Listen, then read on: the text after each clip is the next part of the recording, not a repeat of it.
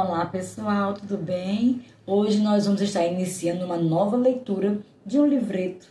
Ele contém 53 páginas apenas. O título é Como Receber o Batismo com o Espírito Santo, do autor Gordon Lindsay. Hoje eu vou estar lendo o sumário e o capítulo 1. Esse livro contém 7 capítulos. Capítulo 1. 7 razões porque preciso do batismo com o Espírito Santo. Capítulo 2. Ocorre o batismo com o Espírito Santo durante a conversão? Capítulo 3. E a respeito de falar em outras línguas? Capítulo 4. Como se preparar para receber o Espírito Santo? Capítulo 5. Como receber o batismo com o Espírito Santo?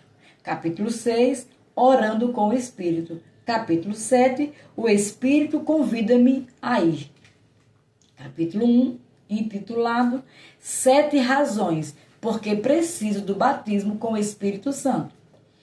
O grande missionário Dr. John G. Lake fora testemunha de cura milagrosa de diversos membros da sua família. Em determinado momento, desejou mais do que qualquer outra coisa no mundo receber o batismo com o Espírito Santo. Pregava quase todas as noites e Deus lhe concedera um incomum ministério de curar. Mas ele ainda não tivera esse batismo. Um dia, pôs-se de joelho e orou a Deus nestes termos: Senhor, se me batizares com o Espírito Santo e me deres o poder do alto, não permitirei que coisa alguma se interponha à minha total obediência a ti. Assim relata o Dr. Lake os acontecimentos que seguiram a essa consagração. Algum tempo depois, eu acompanhava um colega no intuito de orar por uma senhora inválida acometida de reumatismo articular inflamatório, a qual estava nessa condição havia 10 anos. Enquanto o colega conversava com ela, sentei-me em uma poltrona do lado oposto do aposento. Minha alma clamava em um anseio profundo demais para descrever, quando tive a impressão de haver passado sob uma tépida e densa chuva tropical, que, porém, não caía sobre mim, mas por meu intermédio. Sob essa influência, envolveu-me o espírito, a alma e o corpo, uma intensa e tranquila calma, como jamais conhecera. Meu cérebro, sempre tão altivo, aquietou-se por completo, sobreveio-me uma êxtase da presença divina. Eu sabia que essa manifestação era da parte do Senhor. Eu não saberia dizer quanto tempo transcorrera. O Espírito disse-me: ouvi as tuas orações e vi tuas lágrimas. Estás agora batizado com o Espírito Santo. Correntes de poder começaram então a fluir pelo meu ser, desde o alto da cabeça até a planta dos pés. O fluxo desse poder aumentava em rapidez e força. Era tão intenso que meu corpo pôs-se a vibrar intensamente, e se eu não estivesse sentado em uma poltrona baixa, creio que teria caído. Meu amigo, nesse ponto, fez um sinal para que me unisse a ele em oração em favor da enferma. Ao levantar-me, eu tremia tão violentamente que tive dificuldade em atravessar o quarto. Ao tocar as pontas dos meus dedos na cabeça da enferma, correntes de santo poder atravessaram o meu corpo e o dela. Os punhos cerrados daquela mulher abriram-se e as juntas começaram a articular-se. Em seguida, o pulso, o cotovelo e os ombros puseram-se a mover. Aquela senhora inválida, havia tantos anos, ergueu-se da cadeira de roda completamente restaurada. O resultado desse batismo foi mostrar-me uma nova revelação da natureza do Senhor Jesus Cristo. Despertou-me na alma uma nova compaixão pelos perdidos. Eu via a humanidade por meio de novos olhos. Parecia-me qual ovelha desgarrada a vagar distantemente confusa, errante a tatear de um lado para o outro. Desta maneira, cresceu em mim o desejo de proclamar a mensagem de Cristo, demonstrar seu poder para salvar e abençoar e divulgar que minha vida foi varrida por essa subjugante paixão. Pouco depois dessa experiência, John G. Lake partiu como missionário para a África do Sul, onde seu ministério serviu de instrumento para um reavivamento apostólico sem precedentes desde os dias do primeiro século. Subtítulo: O Espírito Santo, a grande dádiva de Cristo. A grande dádiva de Cristo aos seus seguidores foi a poderosa infusão do Espírito Santo. Estando ele com seu pequeno grupo de discípulos no Monte das Oliveiras, pouco antes da sua partida para o céu. Falou-lhe que esperassem a promessa do Pai, que disse ele: de mim ouvistes. Porque, na verdade, João Batista batizou com água, mas vós sereis batizados com o Espírito Santo não muito depois destes dias.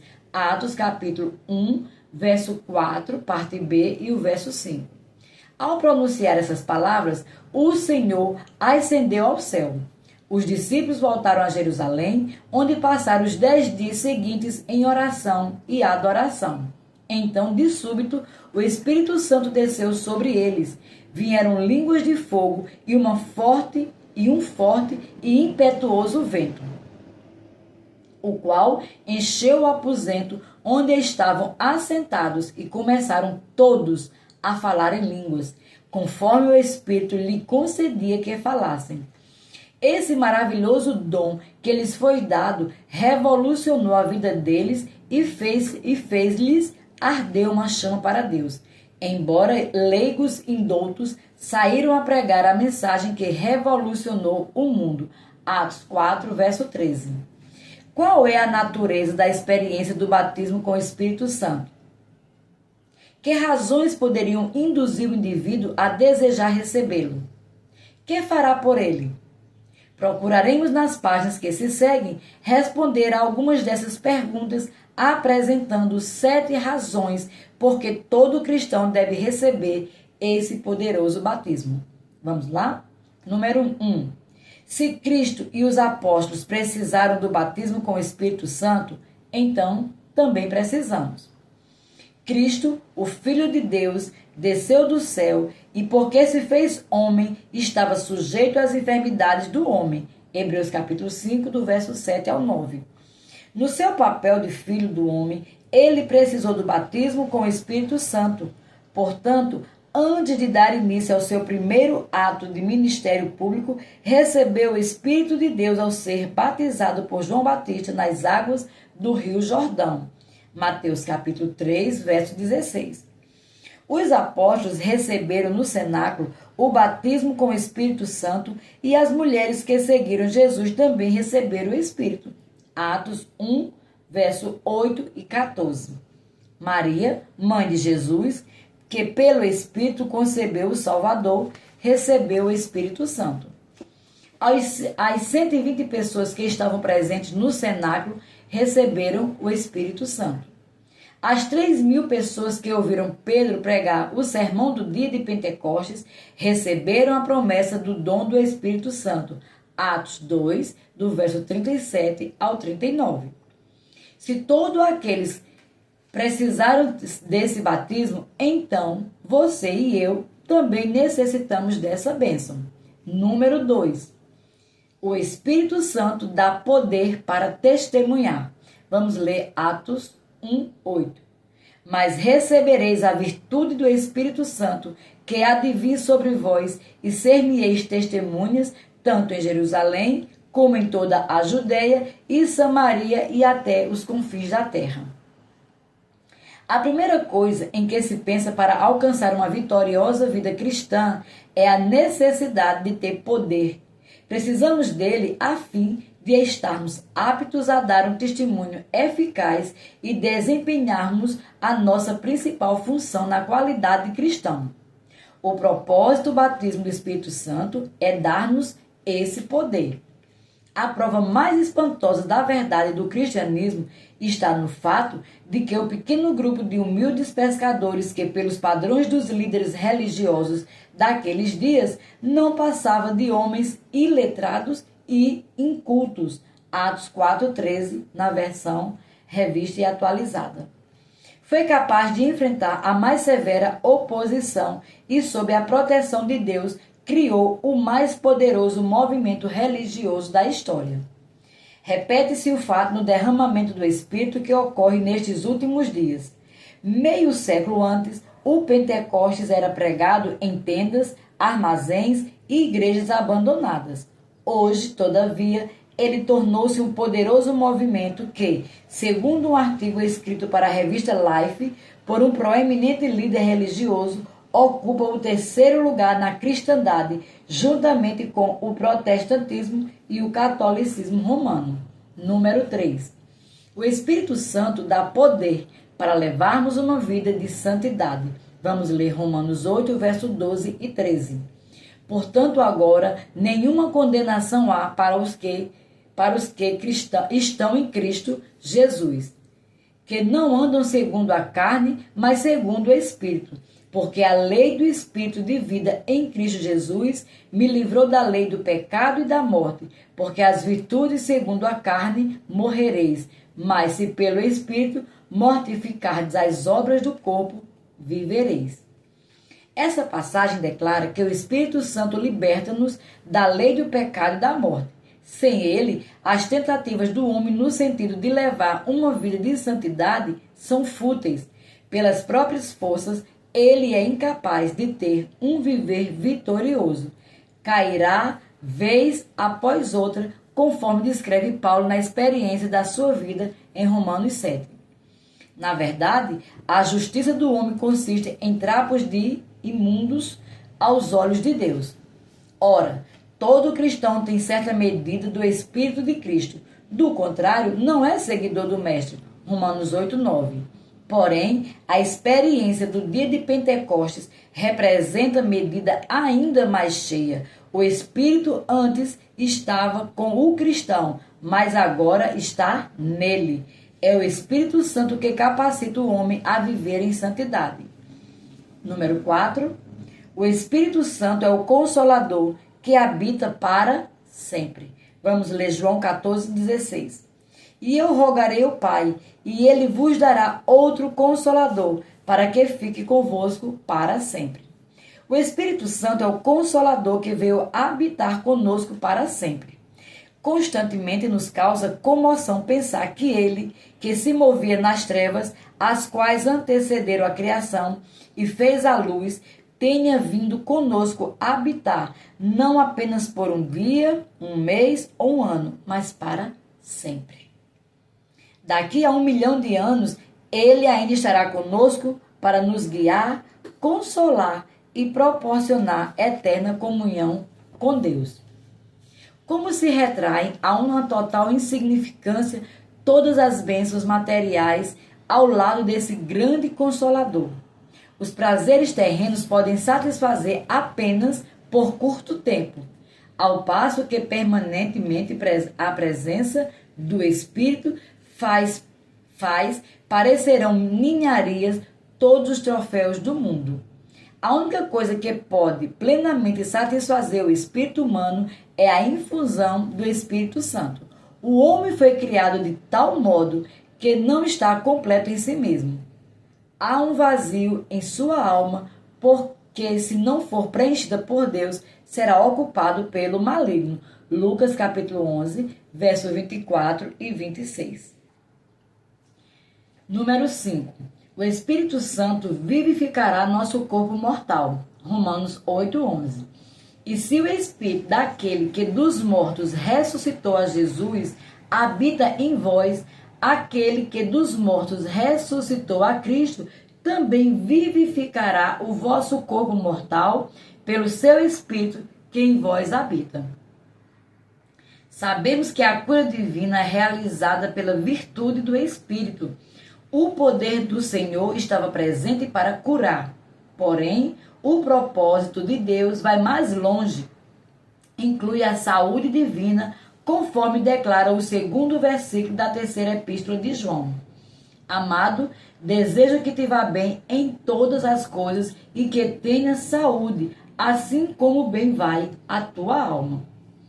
O apóstolo Paulo acrescenta que o mesmo Espírito que ressuscitou Cristo dos mortos foi dado ao cristão para vivificar o seu corpo mortal. Note-se que o apóstolo não fala acerca da ressurreição futura, mas da vivificação do corpo mortal. Segundo mostra o contexto, ele refere-se à vida que estamos vivendo agora. Ainda não chegou o momento da ressurreição. Entretanto, o Espírito vivificará o nosso corpo físico a fim de que possamos ter forças necessárias para desempenhar a obra que Deus nos chamou a fazer. O Dr. A. B. Simpson, famoso pregador da geração anterior, o qual muito fez para restabelecer na igreja a cura divina, conta que quando jovem levava a desvantagem de um corpo franzino. Após as atividades religiosas do domingo, somente em meados da semana, ele tinha bastante forças para começar a se preparar para as do domingo seguinte. Por causa dessa condição, tornou-se alvo de comiseração, circunstância que quase o levou ao desespero. Todavia, nesse momento, Deus se revelou o médico dele e, mais ainda, mostrou-lhe que teria a saúde restaurada caso se propusesse a depender dele totalmente. Assim, o poder de Deus desceu sobre o Dr. Simpson e vivificou-lhe. 3 anos após ser curado, ele pregou mais de 1000 sermões. Número 6. O Espírito Santo irá guiar-nos em toda a verdade. Vamos ler João 16, verso 12 e 13. Ainda tenho muito que vos dizer, mas vós não o podeis suportar agora. Mas quando vier aquele Espírito da verdade, ele vos guiará em toda a verdade, porque não falará de si mesmo, mas dirá tudo o que tiver ouvido e vos anunciará o que há de vir. Algumas denominações que negam a experiência do batismo com o Espírito Santo estão sendo levadas de roldão pela corrente do racionalismo e da incredulidade. Contestam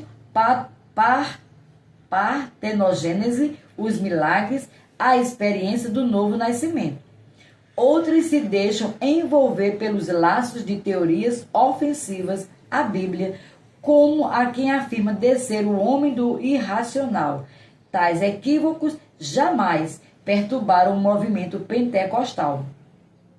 Todo aquele que tem recebido o batismo com o Espírito Santo sabe por intuição que a Bíblia é a palavra de Deus.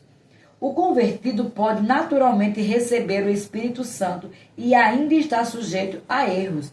Pode mesmo praticar o mal, pois Deus não remove o livre-arbítrio do homem. 1 Timóteo, capítulo 1, versos 19 e 20, e 2 Timóteo, capítulo 2, versos 17 e 18. Se ele, porém, submeter-se à direção do Espírito, o Senhor irá guardá-lo das graves faltas. Número 7. O Espírito Santo ajuda-nos a orar de modo sobrenatural. Vamos ler Romanos 8, 26. E da mesma maneira também o Espírito ajuda as nossas fraquezas, porque não sabemos o que havemos de pedir como convém, mas o mesmo Espírito intercede por nós com gemidos inexprimíveis. Para orar, não precisamos receber o batismo com o Espírito Santo, porque Deus misericordioso ajudará pelo poder de convicção do seu Espírito o pecador a fazer a oração do publicano. Lucas 18, verso 10 ao 14. Como vimos, o novo convertido tem certa medida do Espírito e será capaz de receber muitas respostas para as suas petições. No entanto, há algo mais do que isso. Quando o batismo com o Espírito Santo ocorre em sua plenitude e a ele nos entregamos, descobrimos que o Espírito de Deus, que em nós habita, intercederá por nós e irá nos auxiliar-nos a orar e obter respostas sobre os problemas de difícil solução. Conforme indica o versículo citado, não há quem saiba orar como convém, mas o Espírito de Deus, se permitido, fará intercessão por nós com gemidos inexprimíveis. Diz-nos o apóstolo Paulo que às vezes orava com o espírito e outras vezes com a mente. 1 Coríntios capítulo 14, verso 14 e 15. E aqui concluímos o capítulo número 1. Sejam abençoados na prática da palavra.